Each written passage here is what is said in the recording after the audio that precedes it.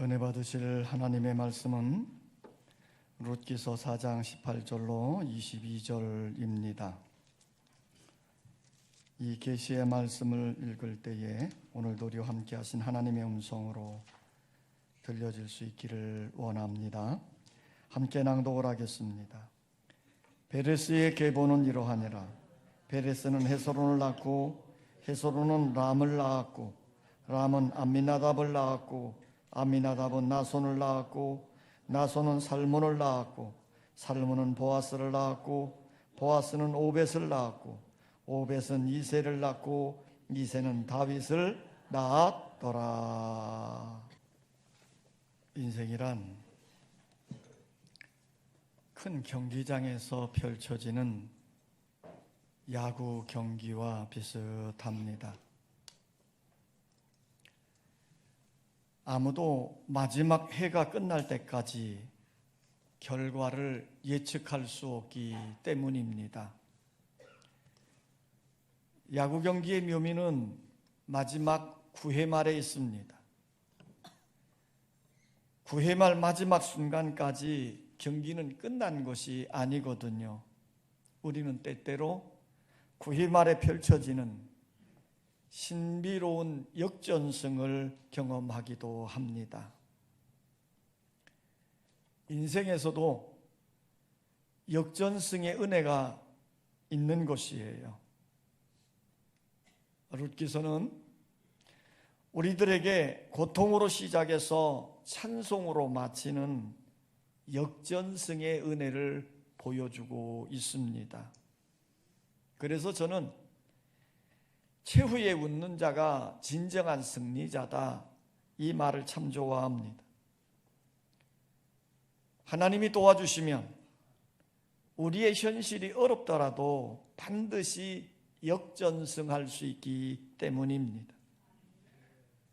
우리의 현실이 막막하고 캄캄하더라도 절대로 낭망하지 마십시오. 하나님의 도와주심을 기대하며 믿음으로 나가면 반드시 역전승을 거둘 줄 믿습니다. 룻기서는 고통으로 시작하여 찬송으로 끝이 나고 있는 것입니다. 처음에는 고통으로 시작을 했는데 마지막에는 기쁨으로 끝이 나는 것이지요. 그래서 이 책은 믿음으로 사는 사람들의 결론은 축복이요 기쁨이요 승리라고 하는 것을 보여주는 것입니다. 룻기 1장에서 우리에게 주는 교훈은 성도의 고통입니다. 마라, 고통, 쓰다로 출발을 해요. 나오미는 남편을 잃고 두 아들을 잃었습니다. 룻도 남편을 잃고 고향을 떠나 베들레헴까지 와서 살아야 했지요. 룻기 2장이 주는 교훈은 은혜입니다. 베들레헴에 온 모압 여인 룻에게 은혜가 내려지는 거예요. 좋은 주인을 만나서 이삭을 많이 죽게 되어지고 실용도 당하지 않고 점심까지 풍성하게 얻어먹습니다. 룻기 3장에서 주는 교훈은 안식입니다. 나오미가 룻을 향해서 이렇게 말을 합니다. 내 딸아, 내가 너를 위하여 안식할 곳을 구하여 너를 복되게 하리라. 내 딸아, 이 사건이 어떻게 되는지 가만히 앉아 있으라. 룻기 4장에서 가장 중요한 단어는 찬송입니다. 고통 중에 있는 인생을 찬송하는 인생으로 변화시킨 것은 하나님의 은혜였습니다. 룻이 보아스와 결혼하여 아들을 낳는 일을 보면서 베들레헴 여인들이 찬송을 하는 것이지요. 그래서 이 룻기는 고통으로 시작해서 찬송으로 맞춰집니다. 하나님의 은혜와 섭리로 고통의 생활을 마감하고 찬송하고 기뻐할 수 있는 인생으로 역전승시키는 것입니다. 룻기는 한 사람 룻의 아름다운 믿음을 통해서 놀라운 역사가 이루어졌고 아름다운 결론이 맺혀진 것입니다. 한 사람의 믿음이 중요합니다. 성실한 믿음의 사람 룻을 통해 다윗과 예수 그리스도를 허락하신 하나님께서 신실한 믿음의 사람들을 통해서 하나님의 섭리를 이루어 가시는 것입니다. 일본 제국시대 때에 나가노라고 하는 목사님이 계셨어요. 이 나가노 목사님은 교회를 개척했는데 5년이 되었는데도 교인 한 사람이 늘지를 않는 겁니다. 얼마나 미신을 믿는 것이 강한 지역인지 5년 동안이나 열심히 전도를 했는데도 한 사람도 예수 믿는 사람들이 없었던 거예요. 그러던 어느 날 한 젊은이가 신학을 공부하다가 낙심되어져서 이 나가노 목사님을 찾아온 겁니다. 이 젊은이는 신학을 공부하고 있었는데 그만 폐결핵에 걸린 겁니다. 그러니까 폐결핵을 걸리니 수업 중에도 피를 토하고 막 이러는 거예요. 그러니까 이 결핵이 전염이 된다고 해서 신학교에서 퇴학을 맞았어요. 이제 교회를 갑니다. 근데 교회에서도 가면 각혈을 하고 피를 토하고 뭐 이러니까 교회에서도 다른 사람들에게 전염이 되니 오지 마라. 그리고 오지 못하게 한 거예요. 그래서 이 젊은이는 교회를 등지게 된 겁니다. 그러면서 교회를 향해서 교회가 저럴 수가 있느냐 하는 반감을 갖고 있었는데 어느 날 나가노라고 하는 목사님이 있는데 그 목사님은 사랑이 참 많이 있다 이런 소문을 듣게 된 것이지요. 그래서 이 젊은이가요 실망한 마음이지만 사랑이 많다는 나가노 목사님을 찾아간 겁니다. 나가노 목사님은 5년 만에 처음으로 이 젊은이가 찾아왔으니 얼마나 반가웠겠습니까? 이 젊은이와 함께 식사를 나누는데 그만 이 청년이 피를 토하면서 각혈을 하는 겁니다. 그런데 이 나가노 목사님은 더럽다고 전염이 된다고 막 몰아내는 것이 아니라 그 젊은이가 흘리는 피를 다 닦아주면서 그를 잘 보담아주고 있는 거지요. 사랑으로 자기를 대해주는 나가노 목사님을 바라보면서 이 젊은이는요, 신앙이라는 것은 사랑이구나. 사랑은 말로 하는 것이 아니고 실천이구나 하는 것을 깨닫게 되어졌답니다. 그러면서 자기 자신을 돌아보는 거예요. 이제 나는 얼마 안 있으면 죽을 수밖에 없는데 내가 이렇게 병을 앓다가 죽을 수 있는가? 나도 이 나가노 목사님처럼 사랑을 실천하다 죽어야지. 이렇게 마음을 먹고 빈민굴로 찾아간 겁니다. 빈민굴에 가서 어려운 사람들을 씻어줍니다. 그들을 닦아줍니다. 자기 손을 넣어서 대변을 받아주기도 합니다. 그러면서 그 빈민굴에 있는 사람들과 사랑으로 하나가 되어져 있는 거지요. 그런데 놀라운 것은 이 젊은이가 사랑을 실천하고 사랑을 나눌 때에 그의 병이 나아졌더라는 거예요. 이 젊은이는 계속해서 사랑을 베푸는 가운데 그는 일본의 성자로 불려지는 가가와 도요이코 목사님이 되신 겁니다. 일본이 전쟁에서 패전할 때 그 패전하고 난 다음에 일본 사람들이 한국을 떠나서 일본으로 건너가잖아요. 그때에 우리 한국 사람들에게 일본인들이 많은 매를 맞았답니다. 심지어 어떤 사람은 맞아 죽기도 했대요. 그리고 우리 한국 사람들이요, 일본 사람들이 살던 집을 빼앗으려고요 들어가서 행패를 부리기도 했더라는 겁니다. 그런데 중국에 살던 200만 명의 일본인들은 한 사람도 다치지 않고 전부 일본으로 귀국을 했다는 거예요.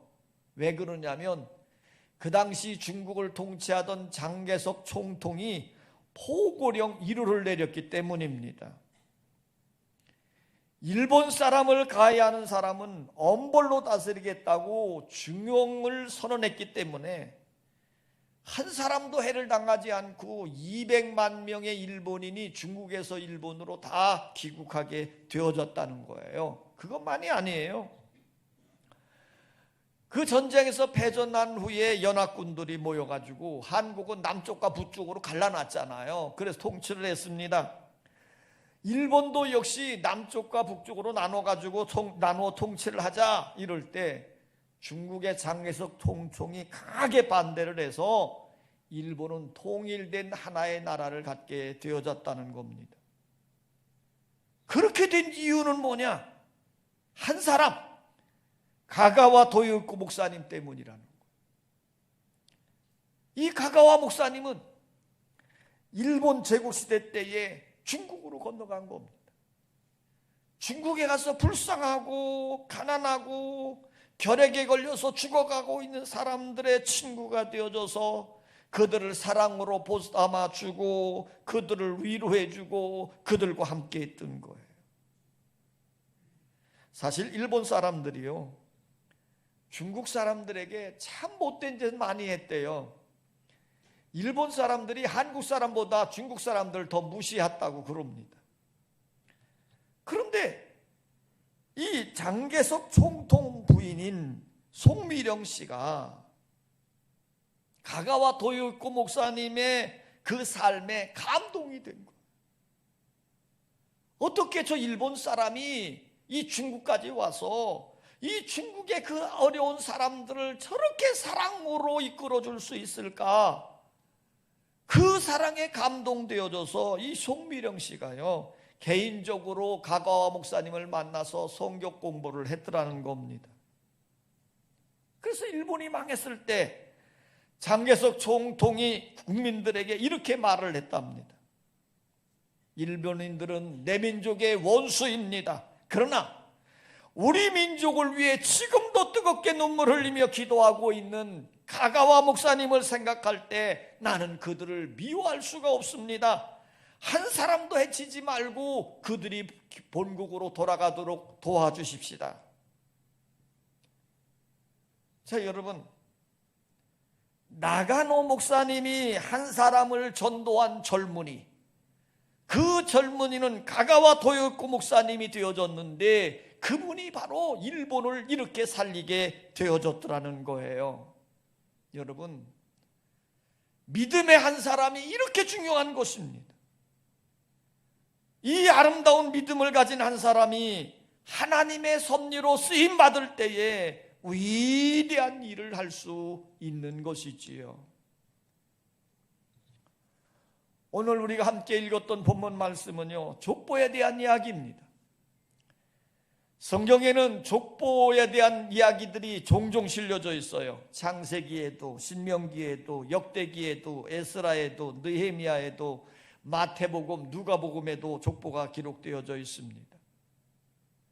또 세계 여러 민족들 중에도 족보가 있는데 그 내용은 자신의 가문이나 개인의 합법성을 밝히는 족보들입니다. 그런데 성경의 족보는 세상 족보와는 달리 하나님의 계시 전달에 있는 것입니다.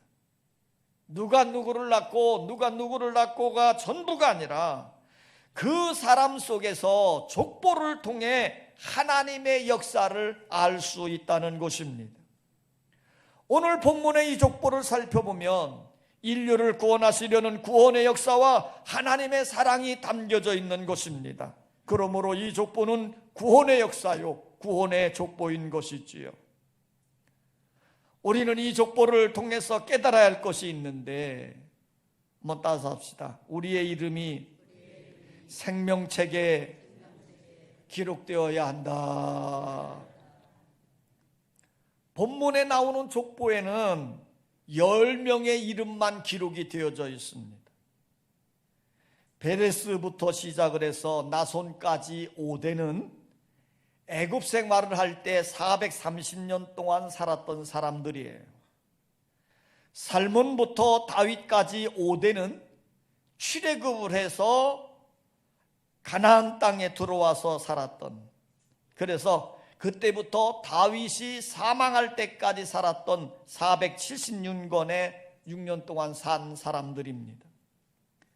그러니까 천년의 기나긴 세월 중에 10명의 사람의 이름만 기록이 되어졌다 이 말이에요. 이 천년 동안에 수만 아니 수천만의 사람들이 살다가 갔는데 고작 10명의 이름만 기록되어 있는 것이지요. 이것은 시대마다 하나님이 사용하셨던 역사성을 보여준과 동시에 하나님의 구원의 역사를 이루어감을 우리에게 보여주고 있는 것입니다. 인간의 역사관을 살펴보면 불교에서는 윤회적 역사관을 주장합니다. 역사는 돌고 돈다는 것이에요. 역사가 도인비는 나선을 돌면서 끊임없이 전진하는 역사로 보았고, 기독교의 역사관은 종말론적 역사관입니다. 시작이 있고 끝이 있고 처음과 나중이 있는 구원의 역사관인 것입니다. 그렇기 때문에 하나님이 우리 인간을 보실 때는 세상적인 공로나 영웅적인 업적의 가치를 두는 것이 아니라 구원의 역사에 동참한 사람들만 하나님이 보실 때에는 가치가 있었던 것입니다. 하나님의 역사는 구원의 역사이기 때문에 구원사적으로 쓰임받은 사람들, 하나님의 나라를 위해서 일한 사람들의 이름이 기록되어졌다 이 말입니다. 예수님이 이 땅에 오신 목적이 뭡니까? 죄인을 구원하기 위해 오신 구속사적인 역사였습니다. 그래서 누가복음 10장에 보면 우리 주님이 70명의 제자를 파송합니다. 전도하라고 파송했습니다. 그들이 세상에서 나가 복음을 전하고 돌아왔어요. 돌아오고 난 다음에 70명의 제자들이 신바람이 나서 이렇게 보고를 했지요. 선생님, 우리가 주의 이름으로 귀신을 쫓아냈습니다. 귀신이 항복하고 나갔습니다. 자, 귀신이 나갔으니 얼마나 기쁘고 즐거웠겠습니까? 그런데 이 제자들의 보고를 들은 예수님이 이렇게 말씀하셨죠. 귀신이 항복하는 것으로 기뻐하지 말고 너의 이름이 하늘 생명책에 기록된 것으로 기뻐하라 그랬습니다. 기사와 이적 때문에 기뻐하지 말고 너희의 이름이 하나님 족보에 기록된 것으로 기뻐하라는 것입니다. 여러분, 여러분의 이름이 하나님의 족보에 기록될 수 있기를 원합니다. 말라기 3장 16절에 보면 여호와를 경외하는 자와 그 이름을 존중히 여기는 자를 위하여 여호와 앞에 있는 기념책에 기록하였느니라 그랬고, 요한계시록 2장 12절에 보면 또 내가 보니 죽은 자들이 큰 자나 작은 자나 그 보좌 앞에 서 있는데 책들이 펴 있고 또 다른 책이 펴졌으니 곧 생명책이라. 죽은 자들이 자기 행위를 따라 책들에 기록된 대로 심판을 받으니 그랬습니다. 이제 우리 모두의 이름이 구원받고 하나님의 생명책에 기록되는 여러분의 아름다운 이름이 되시기를 원합니다. 따라서 합시다. 누구든지 사랑해야 한다. 지금 예수님의 족보를 딱 보니까 오늘 본문에 보면 첫머리에 누가 나옵니까? 베레스가 나옵니다. 베레스. 자, 베레스는 시아버지와 며느리 사이에 태어난 아들이에요. 시아버지 유다와 며느리 다말 사이에서 태어난 아들입니다. 우리가 며느리 다말을 보지는 못했지만 그 이름의 뜻이 뭐냐? 종려나무입니다. 자, 그러니 이 종려나무를 연상하면요, 이 다말은 그 모습이 늘씬하고 이뻤던 것을 연상할 수 있을 겁니다. 그러니 시아버지와 며느리와의 관계를 통해서 아들이 태어났던 거지요.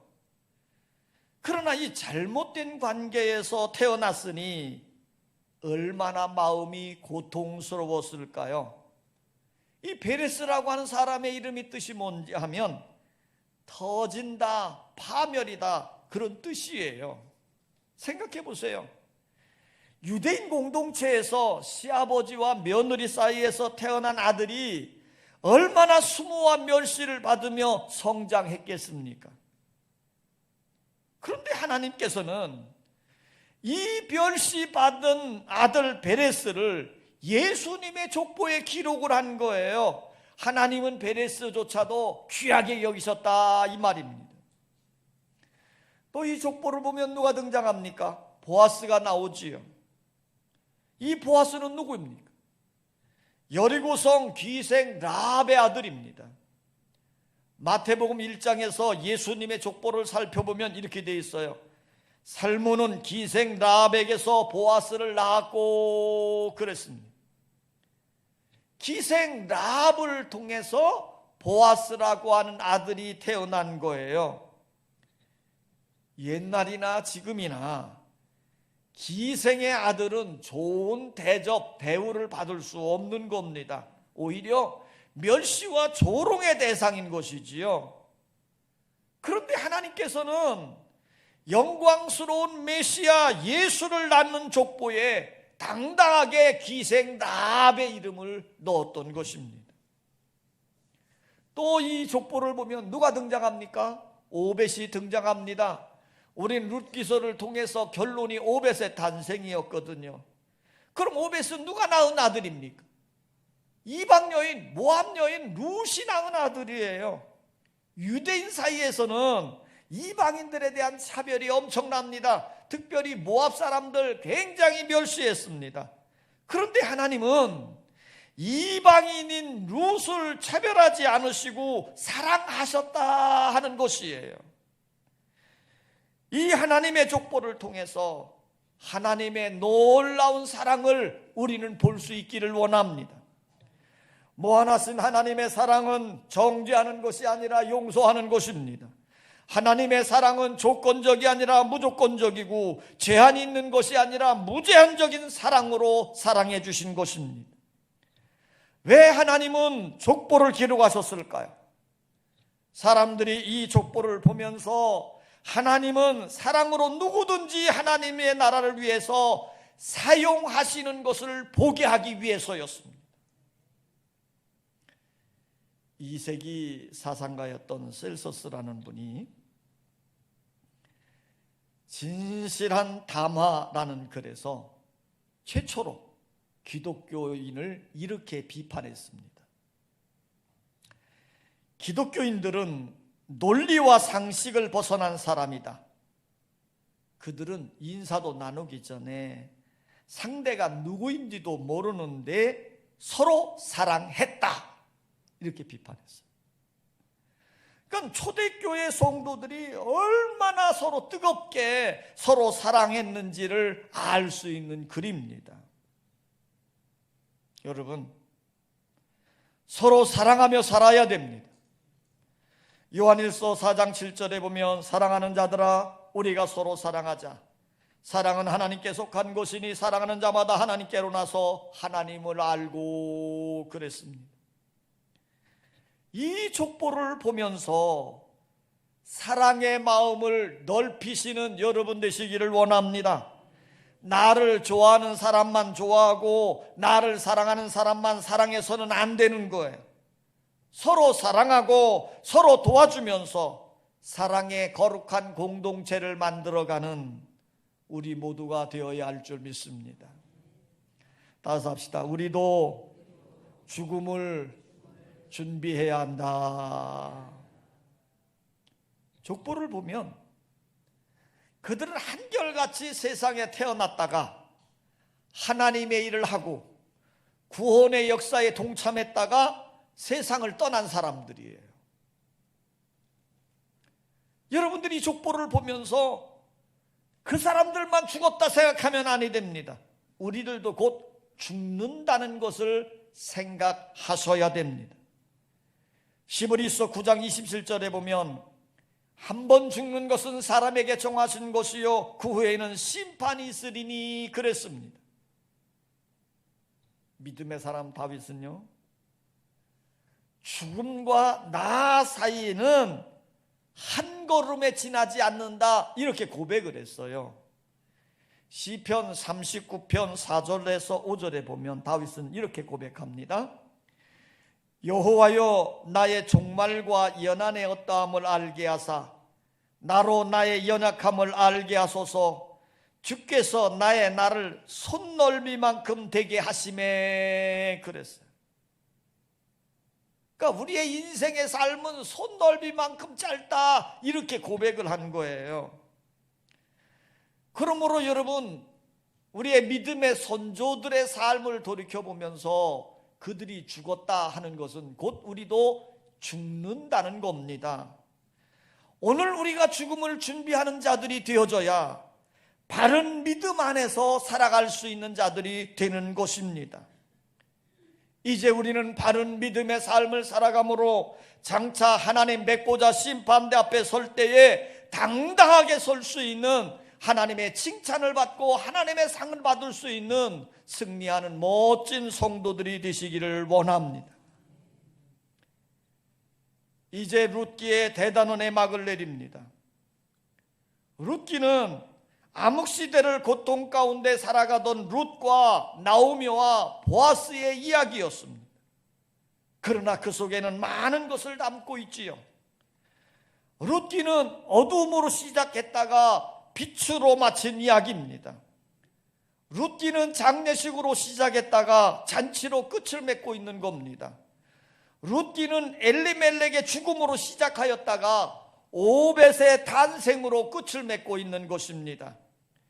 죽었던 사람이 살아난 역사가 담겨져 있고, 잃었던 기업이 다시 회복되어지는 역사가 나타나고, 긴 고통의 터널을 통과한 후에 기쁨으로 잔치하는 것으로 끝을 맺고 있는 것이에요. 룻기의 마지막은 해피엔딩입니다.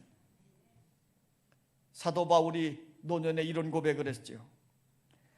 내가 선한 싸움을 싸우고 나여갈 길을 마치고 믿음을 지켰으니 이제 후로는 나를 위하여 의의 멸관이 예비되었으므로 주 곧 의로우신 재판장이 그날에 내게 주실 것이니 내게만 아니라 주의 나타나심을 사모하는 모든 자에게 도니라. 그랬어요. 룻에게만, 바울에게만 그 마지막이 행복한 것이 아니라 믿음으로 사는 모든 자에게 해피엔딩을 허락해 주실 것을 믿습니다. 소망 중에 인내하며 믿음으로 살아가시기를 주의 이름으로 축원합니다. 아버지 하나님,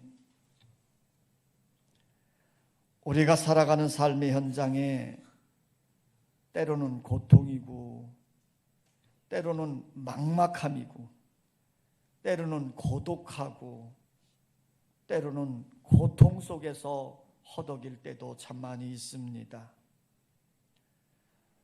오늘 룻기에서는 이런 고통을 당한 인생이 하나님 안에서 안식을 누리며 기뻐할 수 있는 축복의 길로 우리를 인도하고 있습니다. 우리의 삶 가운데 어떤 어려움이 있다 할지라도 우리의 구세주이신, 우리의 보아스이신 예수 그리스도를 만나게 하여 주셔서 예수 그리스도를 통해서 위로를 받게 하시고, 예수 그리스도를 통해서 복을 받게 하시며, 예수 그리스도를 통해서 내세의 기업을 이어가는 복된 역사가 일어나도록 축복하여 주시옵소서. 그래서 우리의 남겨진 인생의 삶이 하나님 안에서 살아감으로 기쁨을 누리게 하시고, 우리의 인생의 결론이 해피엔딩으로 끝나는 은혜로운 축복을 주시옵소서. 예수님의 이름으로 기도하옵나이다. 아멘.